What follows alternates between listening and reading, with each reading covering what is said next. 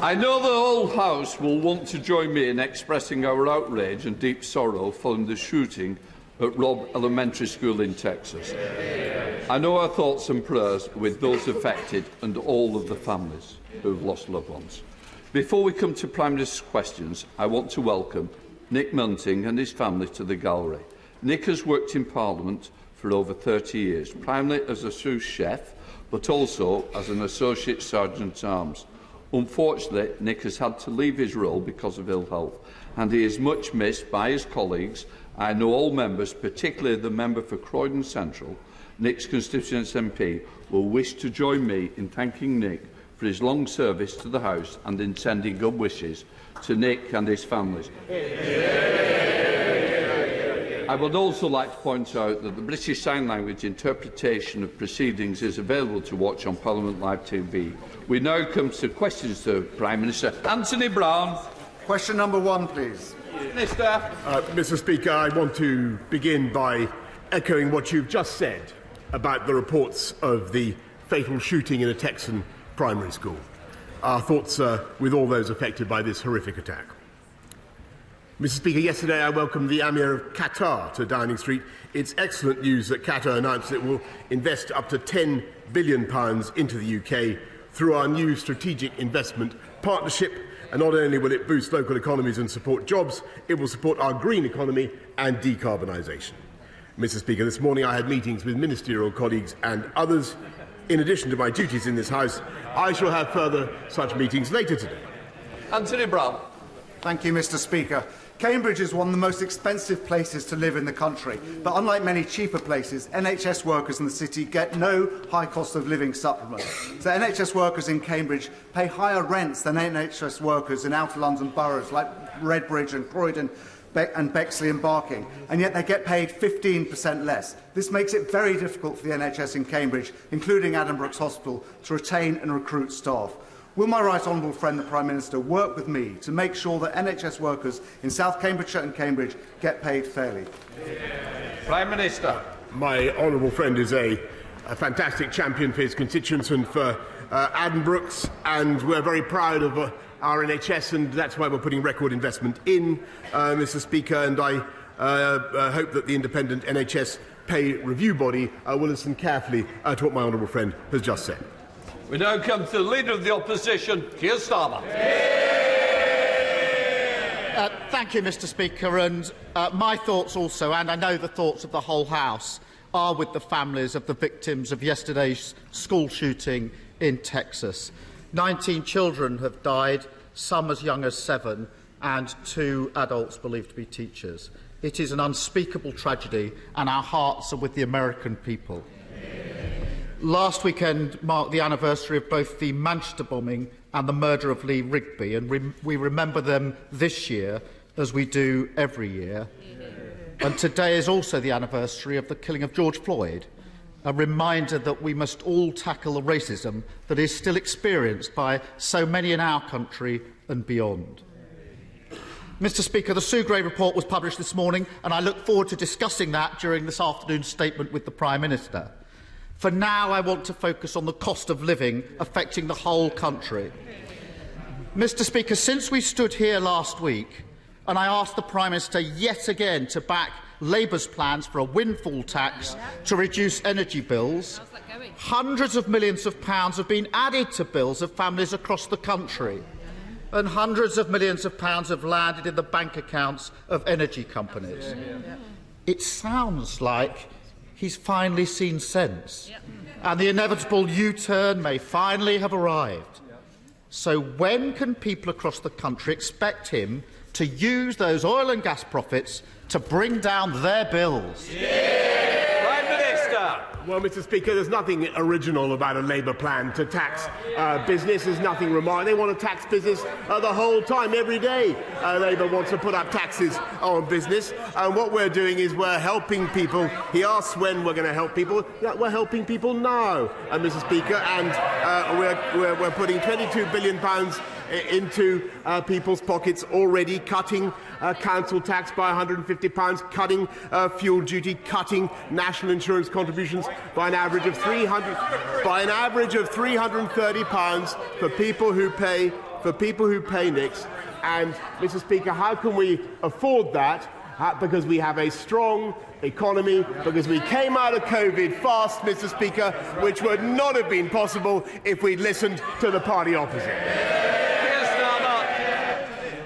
15 tax rises, and he pretends they're a low-tax government. It's been, Mr. Speaker, it's been 4.5 months since Labour first called for a windfall tax on oil and gas profits. I've raised it week in, week out, and every week he has a new reason for not doing it. The Business Secretary said it's bad. The Justice Secretary called it disastrous. Even this weekend, the Health Secretary and the Northern Ireland Secretary opposed it. He ordered all of his MPs to vote against it last week. And now, surprise, surprise, he's backing it. Prime Minister, I'm told that hindsight is a wonderful thing.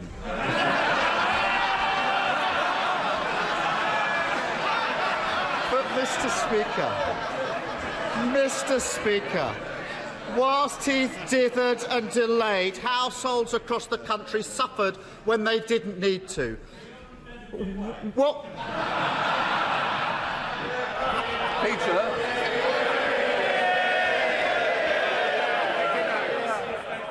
Mr. Bone, a man who always wants to catch my eye is not going the best way to do so. Keir Starmer. Mr. Speaker, whilst he dithered and delayed, households across the country suffered when they didn't need to. What is it about the Sue Gray report that first attracted him to a U-turn this week? Prime Minister, Mr. Speaker, there is no surprise about Labour's lust. There's no surprise about Labour's lust to put up taxes. There's nothing original about his thought. They get off on it. They absolutely love to confiscate other people's assets. What we prefer to do, Mr. Speaker, is make sure that we have the measures that are in place to drive investment in our country and drive jobs. And it's thanks to the steps that we took, thanks to the fact that we came out of COVID faster than any other European country, which would not have been possible if we'd listened to him, that we now have unemployment at the listen to this. They used to care about this, Mr. Speaker. Unemployment at the lowest level since 1974. Put that in your pipe. Keir Starmer. Mr. Speaker, I actually thought with this U-turn he might actually get his head out of the sand, but obviously not. The reality is that every day of his dithering and his delay, £53 million has been added to Britain's household bills. Whilst he's distracted trying to save his own job, the country has been counting the cost. But complacency is nothing new for this government. Back in October, the Chancellor delivered a mini-budget that has to be reread to be believed. With inflation already climbing, he said that he understood people were concerned about it and the government was ready to act. Since then, inflation has risen to a 40-year high, the highest rate of any G7 country. If the government was so ready to act 6 months ago, why hasn't it? But, Mr. Speaker, the government has acted, and my right honourable friend, the Chancellor, continues to act. This is the government that not only put in the living wage, Mr. Speaker. It was a Conservative institution, but we've now raised it by a record amount. We've raised it by £1,000, Mr. Speaker, a record amount. We've helped families on universal credit have another £1,000, Mr. Speaker. Thanks to the measures, the £9.1 billion we've already put in to support people's costs of heating. We're abating the costs of fuel for people up and down the country. And, of course, we're going to do more, Mr. Speaker. We're going to put our arms around the people of this country, just as we did throughout the COVID pandemic. But the reason we can do that is because we took the tough decisions to drive the fastest vaccine rollout in Europe, which wouldn't have been possible if you listened to him, Mr. Speaker, and that's why we have, let me take another statistic, youth unemployment. They used to care about it. Youth unemployment at or near a record low. Mr. Speaker, it wasn't just the Chancellor back in September. The Prime Minister called fears about inflation unfounded. He was the last person to spot the cost of living crisis, just as he's the last person to back Labour's plan to help people through it. And, Mr. Speaker, it wasn't just on inflation that they got it badly wrong. In the same speech, the Chancellor boasted about growth. The Prime Minister does today. How we were going to do better than all our major competitors. It was obvious that he was being complacent. And lo and behold, Britain is set to have the lowest growth of any major country except Russia. Despite our brilliant businesses and all we have to offer, why has his government inflicted on Britain the twin-headed hydra of the highest inflation and the lowest growth? Mr. Speaker, he loves running this country down. How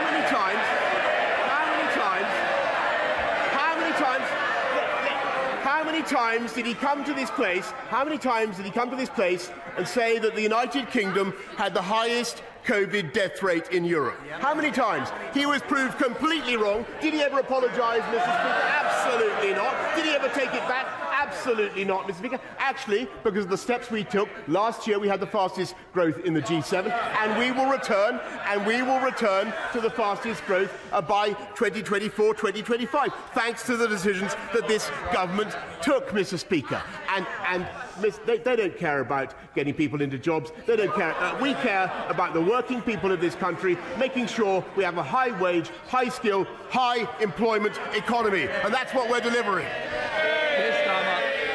He talks about running this country down. He is running this country down. And it wasn't just complacency on Labour's windfall tax, which he's now backing. It wasn't just complacency on inflation, which is now through the roof. And it wasn't just complacency on growth, which is now spluttering along at the back of the pack. Because his Chancellor also claimed that people should keep more of the rewards of their efforts. And then he put their taxes up. So does the Prime Minister want to explain to hard-working people whose wages are running out sooner and sooner each month and who are facing astronomical bills and prices just how his 15 tax rises since taking office have helped them to keep more of their rewards in their pocket? Mr. Speaker, first of all, what we're doing is making sure, after a huge pandemic, that we are funding our vital public services, which we can, because of the steps that we take. What we're also doing is making sure that we put more money back into people's pockets by the measures that I've outlined today, whether through cutting national insurance contributions or lifting the living wage or lifting universal credit, Mr. Speaker. But all this is made possible. Because we took the responsible and sensible steps to protect our economy throughout COVID and then to come out strongly. And he's completely wrong about this country's growth performance, Mr. Speaker. He runs it down. He was proved wrong about COVID. He's going to be proved wrong again. Keir Starmer. Just delusional. Mr. Speaker, last week I raised the case of Phoenix Halliwell, whose kidney condition means he needs daily dialysis and whose energy bill has gone through the roof as a result.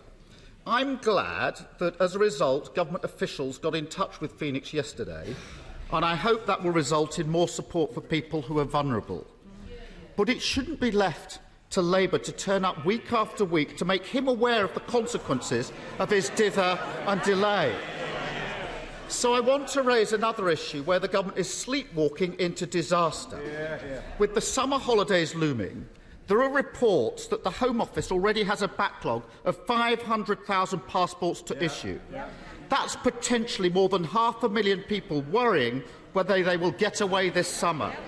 So can the Prime Minister reassure people that they won't miss out on their holidays due to the failures of his Home Office? Well, I thank you very much, but I can tell him, actually, that what we're doing is massively increasing the speed with which the Passport Office deliver, and to the best of my knowledge, everybody is getting their passport within 4 to 6 weeks, Mr. Speaker. that is because we are driving the leadership of this country, and we are getting things done that would never have been possible if we listened to them. We got Brexit done, Mr. Speaker, when he voted. He voted 48 times. 48 times he voted to undo the will of the people. We got the vaccine rollout done when he would have kept us in the European Medicines Agency, Mr. Speaker. We were the first European country to help the Ukrainians resist Vladimir Putin. Yes. Do you think, does anybody seriously believe for a second that they would have done it? Some are trying to boo, some are trying to cheer. The worst of it is I can't hear the Prime Minister. Come on, Prime Minister.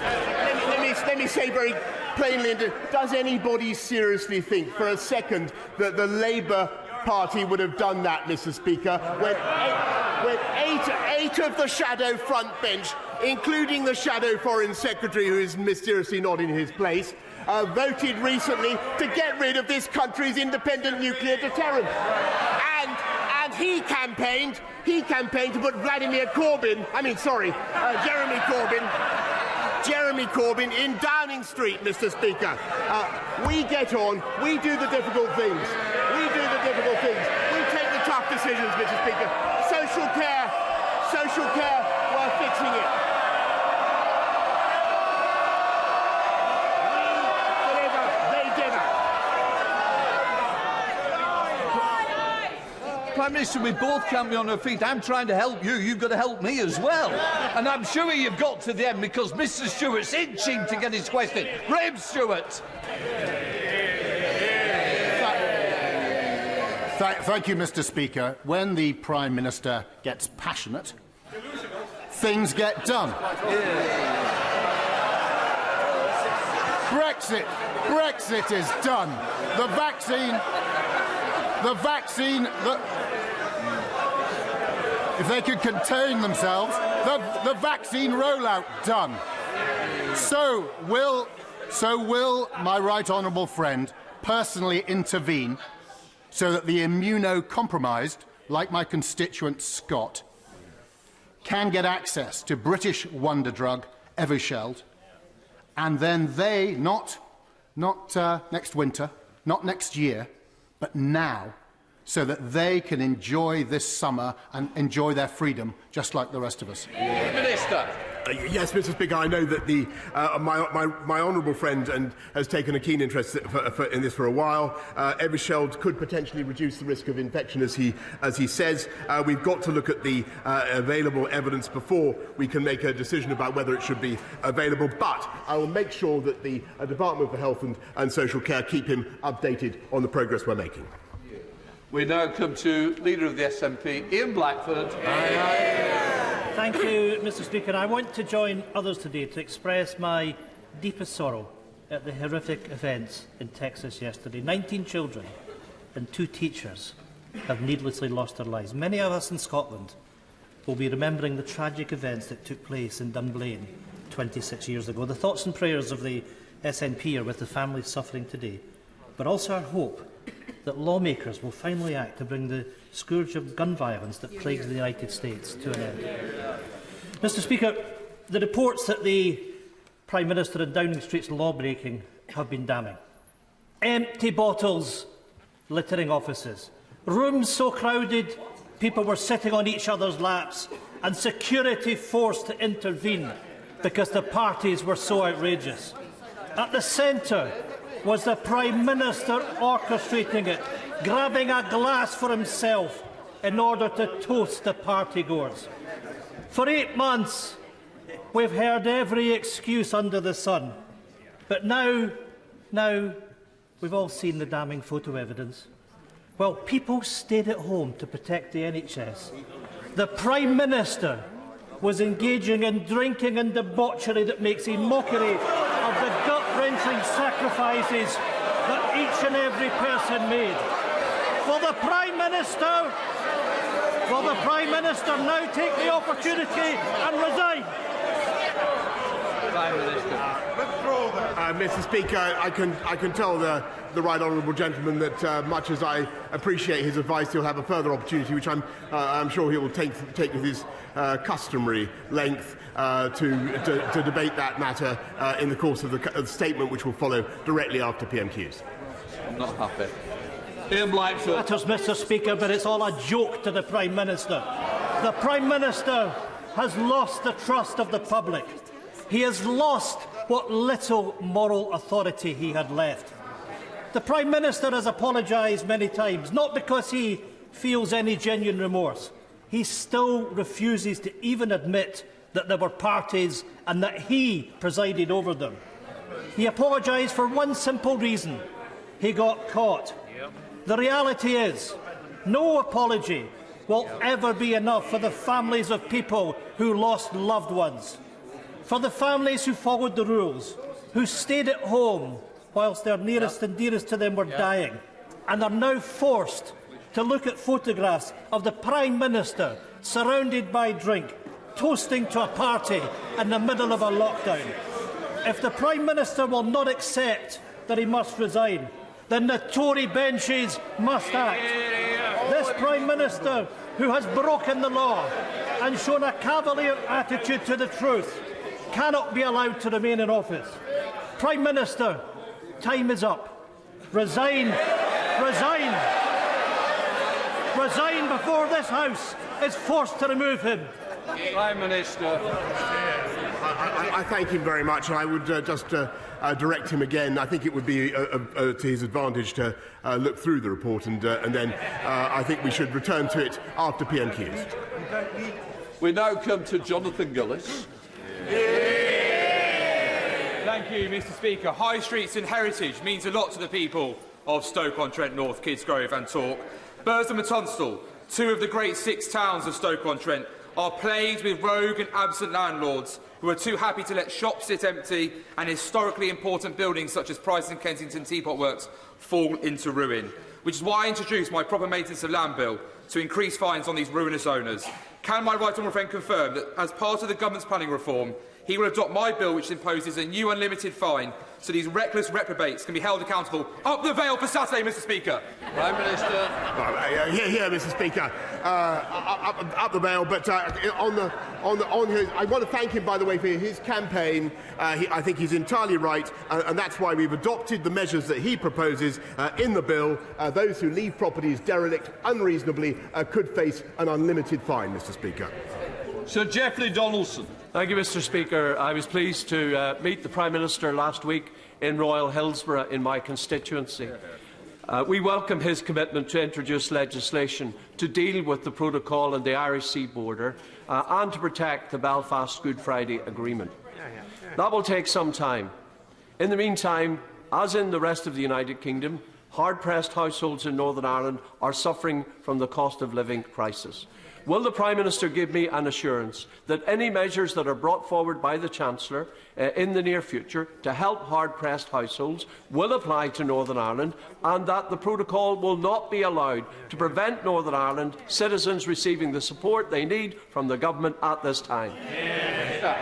I thank the right honourable gentleman very much. As he knows, we have a package of measures to support families across the whole of the UK that I've detailed already to the House. I may say that I also think it would be an advantage to the people of Northern Ireland in tackling the issues that we all face across the UK if Stormont were to be restored, Mr. Speaker. Lynn Saxby. Thank you, Mr. Speaker. The recent report on levelling up the rural economy highlighted many areas where more work is needed in small rural and coastal communities to ensure they also benefit from our levelling up agenda. Does the Prime Minister agree with me that we need to ensure levelling up reaches into rural and coastal Devon, and will my right honourable friend meet with me and Helen Herford, our excellent candidate in Tiverton and Honiton, we can progress our plans for Devon? Prime Minister. Yes, of course, Mr. Speaker, because my honourable friend is a fantastic advocate for Devon, for rural communities, and I will make sure that both she and Helen Herford get a meeting with the relevant minister to discuss her ideas further. Ben Lake. Mr Speaker, rising fuel costs are causing serious problems for workers in car-dependent rural areas like Ceredigion, and for carers and district nurses, the situation has reached a crisis point. One carer from Ceredigion often has to travel 29 miles just to reach the first service user of the day and travels around 1,700 miles each month.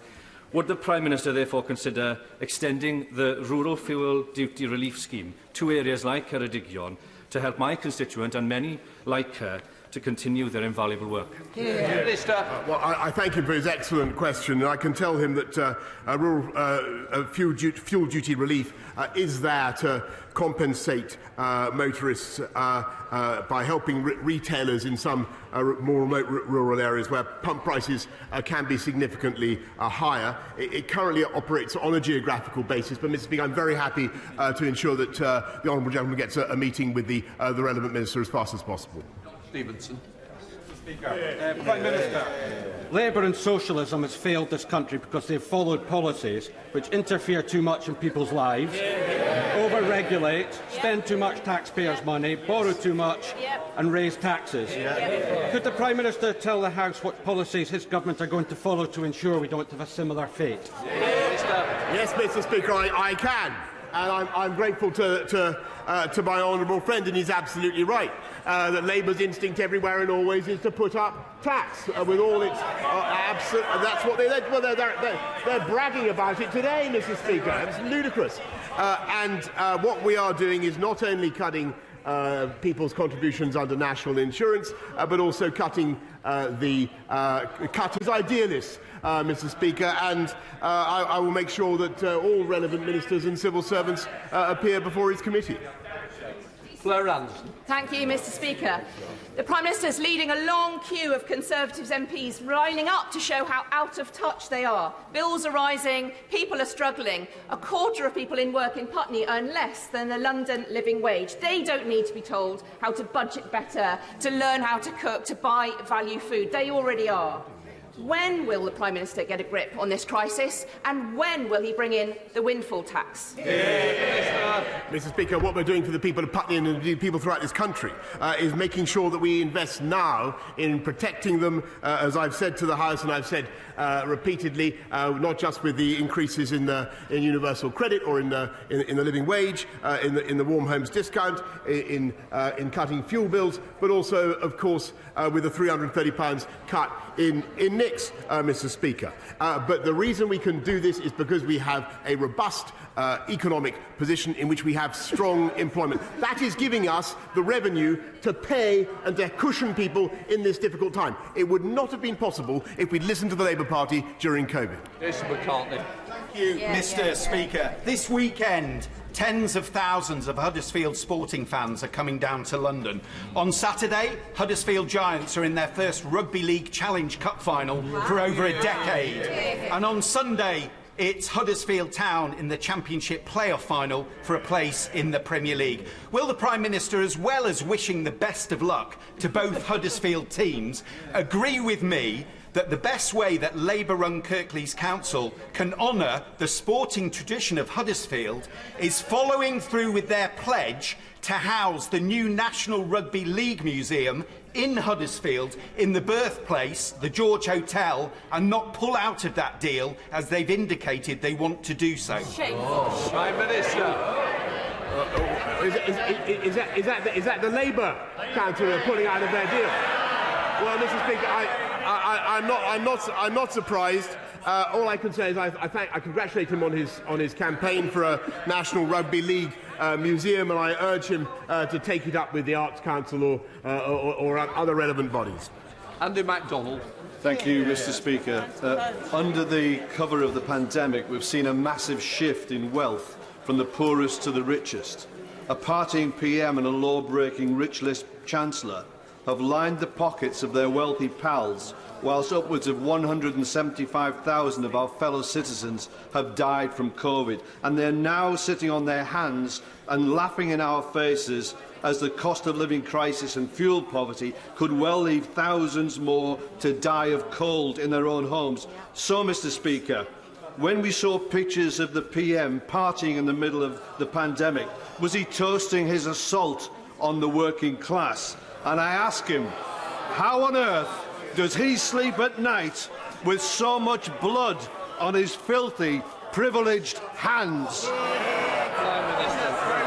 Mr. Speaker, from furlough onwards, everything we have done since the pandemic began has been to get money into the pockets of the working people of this country, and those are the people, time and again, that we have prioritised. And I do not for a moment, doubt, Mr. Speaker, that things are tough. I do not doubt it for a moment, but it is our intention to get this country through it, and we will get through it very well by putting our arms around people as we can and as we will because of the fiscal firepower that we have, Mr. Speaker, but also by making sure that we continue with the high wage, high skill, high employment economy that we have. And the best thing to get money into people's pockets, Mr. Speaker, is to have a job. Jill Mortimer. Does the Prime Minister agree with me that when the right honourable member opposite spins his myth of a low-tax Labour Party, he clearly needs a memory job? Because, can I just remind you all that in 2019, you all stood on a manifesto that would have inflicted the highest tax burden on the people of this country in peacetime. That's probably why there's so few of you over there.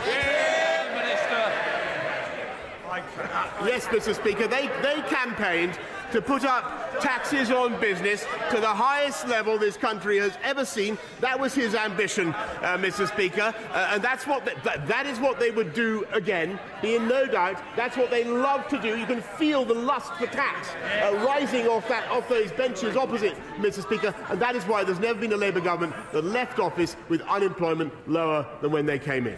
Christian Wakeford. Thank you, Mr. Speaker.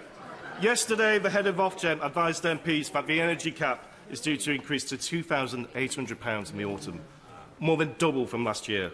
And I know the Prime Minister has been busy drafting and redrafting his half-assed apologies rather than helping the people of Bury South. But at which work event?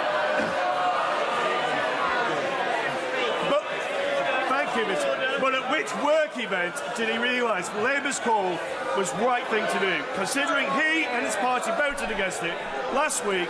Is it just to save his own neck? I couldn't either hear the question or the advice I was being given. It might be helpful I could hear both. Prime Minister, did you manage to hear it? Very much. Well, I heard enough, Mr. Speaker, to have a rough idea of the nonsense that he was talking. And what we're doing, Mr. Speaker, is not only supporting people now, but we will continue to put our arms around the people of this country as we did during the pandemic and beyond. Can I just say, moderate language is what we normally use. I don't find it. It doesn't suit the chair, and I don't think it suits the country, so please. John Barron.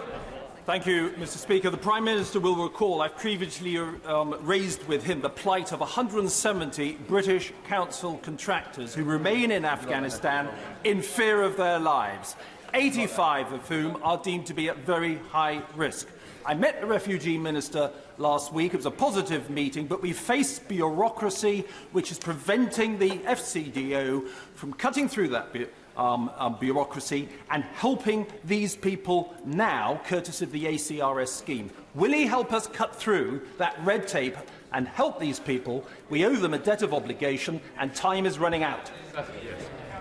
Well, I thank him very, very much. I'll see what we can do to help those particular people, but I just remind the House that we've not only evacuated 15,000 people under Rock Pitting, which I think was a great credit to this country, we've supported since then 4,600 more have come to this country, and we'll do what we can to help the people that he mentions.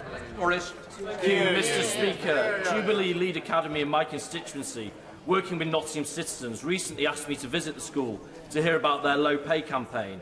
They're tired of seeing people in our community working hard but living in poverty. And now bills are rising, inflation's at 9%, and yet the government seems incapable and, frankly, a little disinterested in doing anything to help out. Mr. Speaker, our children can see the need for emergency action. Why can't our government? Prime Minister. Mr. Speaker, everybody in work, 30 million workers will get a tax cut in July, on top of everything that we're already doing. But that is not the end of what this government is going to do to look after people. And I've told the House before this afternoon, that we will continue to use our fiscal firepower to look after the British people through the COVID aftershocks and beyond. Peg Williams. Thank you, Mr. Speaker. On Monday at 3:25, a school bus crashed into a group of school children in Llanfachronion. 3 children were airlifted to hospital, with another child and the bus driver taken by ambulance, and a 5th child was discharged at the scene. Everyone is in a stable condition. Clearly, this is a tragic accident that will stay with the community for some time. Will the Prime Minister join me, and I'm sure the whole House, in sending our love and prayers to those in hospital? And will he also praise the teaching staff of both the primary and high school, the Welsh Air Ambulance, Dyfed Powys Police, for their heroic response and their continuing response to the community?